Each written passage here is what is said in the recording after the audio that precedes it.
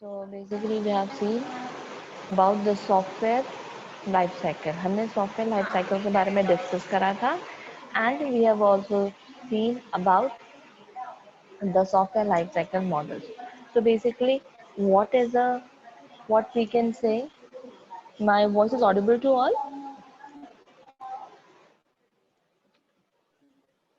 My voice is audible to all? Yes, ma'am. Okay, Yes, fine. ma'am. So let's start with this. Okay, what we have seen that what is basically a software life cycle. So basically, what is a software life cycle? It is a diagrammatic representation of a life cycle. क्या represent कर रहे हैं ये? It represent a diagrammatic representation. किस तरीके से हमारी life cycle है that will move on.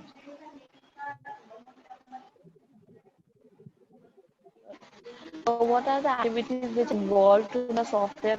वो सारी activities और life cycle के अंदर mentioned रहती हैं, ठीक है?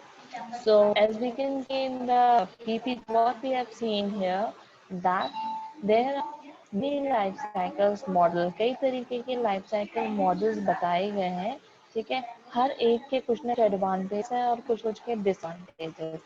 So we'll see only life cycle model such as the classical waterfall model है, then iterative water model, iterative waterfall model, then prototype model, next one is evolutionary model and spiral model.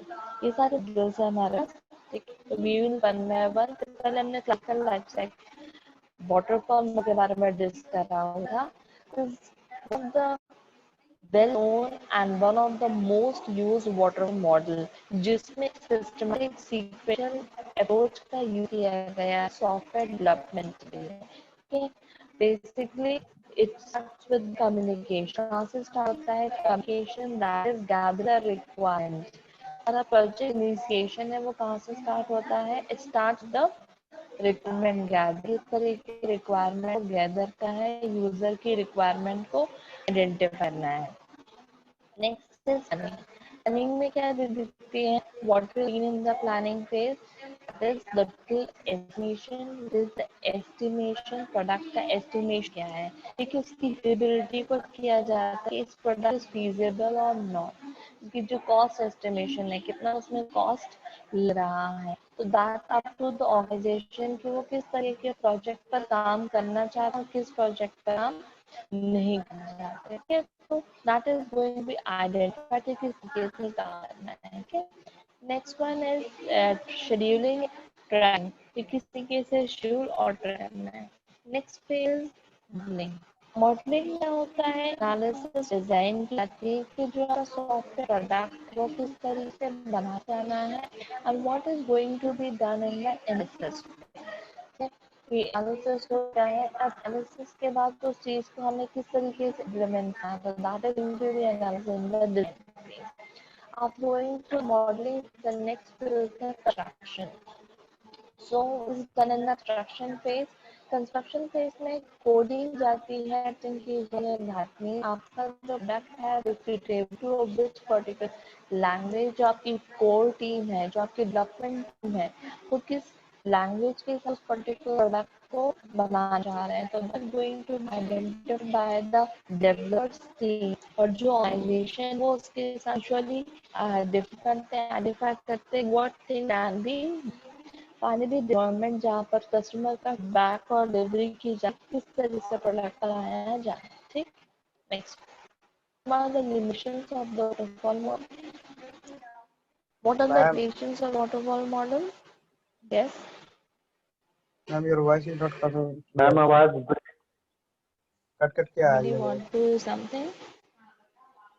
Ma'am. Your voice is not coming clear. Ma'am आवाज आवाज clear नहीं आ पा रही है. Hmm. अब आ रही है? आ No, रही है ma'am. अब? अभी भी नहीं आ रही है? अभी भी मेरी आवाज क्लियर नहीं है? Yes. मैम आ रही है. Is my voice audible to all? आ रही है? Okay, very good. Yes ma'am. So let's start with this, जहाँ पर हम देखते हैं कि हमारे लिमिटेशंस क्या है वाटरफॉल मॉडल के। तो हमारे लिमिटेशंस हैं कि जब तक कि एक स्टेज कंप्लीट नहीं होती तब तक we can not move on to the next stage, हम दूसरी स्टेज पर मूव ऑन नहीं कर सकते हैं, ठीक है। And if there is a constant की requirements are changing, अगर requirement change हो रही हैं तो उनको भी हम आइडेंटिफाई नहीं कर सकते, ठीक है। क्योंकि अगर यूजर की कुछ रिक्वायरमेंट अपडेट होती है तो फिर से वापस से वो आइडेंटिफाई करना पड़ेगा। तो यहाँ पर ऐसा है कि हर एक फेज आपस में इंटरडिपेंडेंट है। अगर रिक्वायरमेंट एक बार एनालिसिस कर ली है, उसको देख लिया गया है, जब तक कि वो फेज कंप्लीट नहीं होगी दूसरे फेज पर नहीं जा सकते। इसका मतलब ये है कि कस्टमर जब तक कि पूरा प्रोडक्ट हमारा फिनिश नहीं हो जाता, अनटिल एंड अनलेस उसको हम कोई भी चीज को एक्सप्लेनेशन नहीं दे सकता, until unless it is not completed, ठीक है।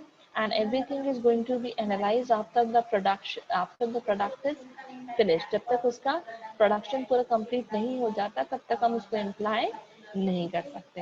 एंड यहाँ पर इशू क्या आता है कि एक टीम सिर्फ एक टीम एक्टिव रहती है एट द मोमेंट, जब तक दैट मीन्स अगर एक फेज चल रहा है आपका, रिक्वायरमेंट फेज चल रहा है, तो उस फेज में क्या होगा, सिर्फ रिक्वायरमेंट जो टीम है वो टीम ही एक्टिव रहेगी, वही आइडेंटिफाई करेगी कि क्या क्या रिक्वायरमेंट्स और किस तरीके से उसको अकम्प्लिश करना है। एट दैट मोमेंट जो दूसरी टीम है, जो डेवलपमेंट टीम है, जो एनालिसिस टीम है, उस टाइम पर वो टीम क्या रहेगी, that is ideal for that particular moment. So when the requirements are well understood and the changes will be fairly limited during the design process, तो सब चीज़ें क्या रहती है, लिमिटेड रहती है। नाउ नेक्स्ट, अब हम दूसरे मॉडल पे स्विच ऑन करते हैं, दैट इज इंक्रीमेंटल मॉडल, ठीक है।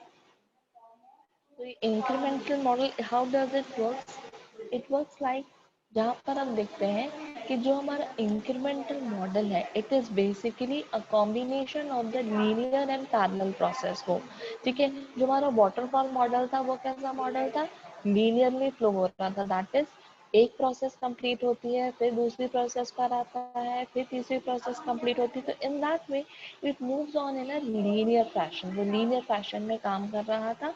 जबकि जो हमारा इंक्रीमेंटल मॉडल है, it is a combination, linear भी काम करता है और पैरेलल, दैट मीन्स दो फेजेस पैरेलली काम कर सकते हैं। So what we can say, the incremental model applies linear sequence in a staggered fashion, that means linear भी होता है और स्टैगर्ड फैशन, पैरेलल भी उसमें कुछ चीजें एग्जीक्यूट करी जाती है, ठीक है। So each linear sequences reduces each linear sequences reduces the increments of the software, कि किस तरीके से उसको यूज करना है। जैसे कि फॉर एग्जांपल अगर हम बात करें वर्ड प्रोसेसिंग सॉफ्टवेयर की, तो word processing software incremental model की तरह काम करता है, जहाँ पे कुछ बेसिक फंक्शंस है वो first increment, second increment, third increment में पैरेलली चलते हैं। जैसे कि फर्स्ट इंक्रीमेंट में फाइल मैनेजमेंट, एडिटिंग और डॉक्यूमेंट फर्स्ट इंक्रीमेंट में होता है। सेकंड इंक्रीमेंट में क्या होता है, सेकेंड इंक्रीमेंट में spelling and grammar checking, third increment में क्या होता है, एडवांस पे layout is in the fourth increment. So all these things are going to be analyzed one after another in a linear and a parallel fashion. दोनों तरीके से इसको काम किया जाता है। This is the particular diagram mention, यहाँ पे आपको एक डायग्राम दिखाई दे रहा होगा इंक्रीमेंटल मॉडल का, राइट है। इस इंक्रीमेंटल मॉडल में आपको क्या चीजें दिखाई दे रही है, देयर इज अ वन, आपको दो एक्सेस दिखाई दे रही है, एक एक्स एक्सेस और एक वाई एक्सेस, ठीक है। तो एक्स एक्सेस का क्या दिख रहा है आपको, सॉफ्टवेयर फंक्शनैलिटी एंड फीचर, कि सॉफ्टवेयर क्या क्या फंक्शंस है और क्या क्या फीचर्स है। और दूसरा आपका जो एक्सेस है वाई एक्सेस, वहाँ पर क्या दिखाई दे रहा है, प्रोजेक्ट कैलेंडर टाइम, कि प्रोजेक्ट का कैलेंडर टाइम क्या है, ठीक है। तो अगर हम देखें कि सॉफ्टवेयर फंक्शनैलिटी और सॉफ्टवेयर प्रोजेक्ट का कैलेंडर है, तो दोनों चीज़ों को हम देखें तो पहले इंक्रीमेंट 1 दिखाई दे रहा है कि वो हमारा कैसा जा रहा है, ना linear and staggered fashion. Increment 2 साथ में हमारा पैरेलली एग्जीक्यूट हो रहा है, इंक्रीमेंट 3 साथ में एग्जीक्यूट हो रहा है। तो वन आफ्टर अनदर ये चीज़ें क्या हो रही है, पैरेलल में एग्जीक्यूट हो रही है। तो यहाँ पर भी वही सारे फेजेस हैं जो हमने पहले देखे हुए हैं। कौन कौन से फेजेस देखे थे हमने पहले, कम्युनिकेशन, कम्युनिकेशन में वही चीज़ें सेम जो वाटरफॉल मॉडल में यूज होती हैं, वही सारे टर्म्स हर एक मॉडल पर एप्लीकेबल है। तो कम्युनिकेशन फेज मतलब रिक्वायरमेंट को गर करना। प्लानिंग, तो जितने भी आपको बॉक्सेस देख रहे हैं हर एक इंक्रीमेंट में, ये सारे बॉक्सेस क्या दिखा रहे हैं, ये बॉक्सेस यही दिखा रहे हैं हमारे इन सारे फेजेस के बारे में। That is communication, planning, modelling, construction and deployment. यही सारी चीजें पैरेलल में एग्जीक्यूट हो रही है। ठीक है, तो इंक्रीमेंटल क्या कर रहा है, पैरेलली हर एक इंक्रीमेंट के बाद दूसरा इंक्रीमेंट पैरेलल में काम कर रहा है। लीनियर में तो काम कर ही रहा है, वो एक के बाद दूसरे फेज तो चल ही रहे हैं, लेकिन वो सारे फेज पैरेलल में भी काम कर रहे हैं। ठीक है, तो दिस इज इंक्रीमेंटल मॉडल। अब इंक्रीमेंटल मॉडल के बाद हम देखते हैं नेक्स्ट मॉडल। इंक्रीमेंटल मॉडल के हम कुछ देख लेते हैं advantages. So what we can see in the advantages, what we can see that कि जो हमारे इसमें क्या क्या चीज़ें मेंशन की गई हैं, कि जो हमारा पर्टिकुलर इसके एडवांटेजेस हैं कि यहाँ पर जो सॉफ्टवेयर बनता है that is generating very quickly and very early, बहुत ही अर्ली स्टेजेस में बन रहा है। And this model is more flexible to change scope and requirement. इस मॉडल के बेनिफिट्स क्या क्या है कि इनकी स्कोप और रिक्वायरमेंट्स क्या है, बहुत ही फ्लेक्सिबल तरीके से काम हो रहा है। ठीक है, नेक्स्ट क्या है, it is easier to test and debug during a smaller iteration.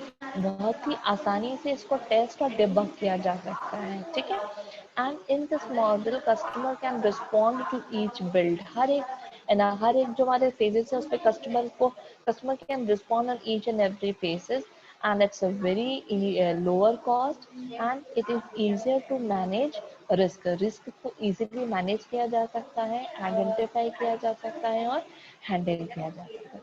These are the basic advantages, ये उसके बेसिक एडवांटेजेस है। ठीक है, तो जहाँ पर हम दोनों को कंपेयर कर रहे हैं तो ये देख सकते हैं कि जो हमारा वाटरफॉल मॉडल था वहाँ पर जब तक पूरा प्रोडक्ट नहीं बनता तब तक हम उसको क्या नहीं कर सकते, उसमें हम आइडेंटिफाई नहीं कर सकते, टेस्ट नहीं कर सकते। लेकिन यहाँ पे चीजें क्या है, पैरेलल में थोड़ा सा हमारे लिए बेनिफिट हो रहा है। ठीक है, तो this can be identified by comparing the both the models. ऐसे ही हम हर एक मॉडल को आइडेंटिफाई करेंगे, पढ़ेंगे और समझेंगे कि कैसे एक मॉडल से दूसरा मॉडल बेनिफिशियल हो सकता है, what things can be added on, right. These are some disadvantages of the incremental model. For incremental model, it needs a good planning and design. आपको क्या करना पड़ेगा, बहुत ही अच्छे प्लानिंग और डिजाइन की रिक्वायरमेंट है। It needs a complete definition, because उसको किस तरीके से हमको डिवाइड करना है और किस तरीके से उसको इंक्रीमेंटली बिल्ड करना है, those things are need to be identified.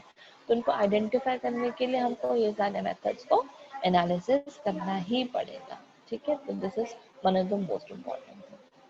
Next is the rapid application development model. Yes, ये रितेश, हमने इसके पहले कौन सा मॉडल देखा था, रेड मॉडल के पहले कौन सा मॉडल देखा था,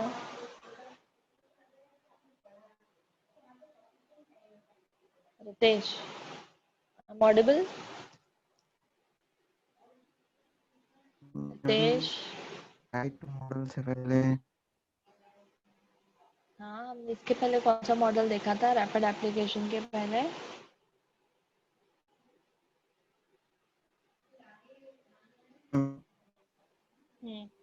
बताइए।